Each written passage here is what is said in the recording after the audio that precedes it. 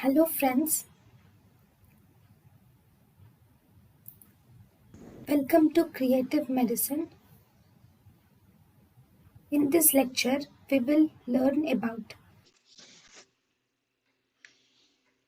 Tocainide. Tocainide is also an oral lidocaine substitute.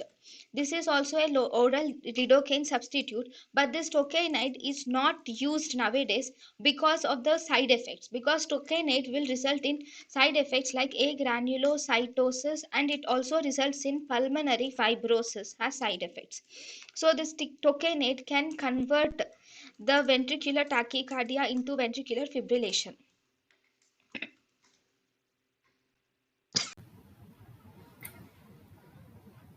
thank you and thank you for watching.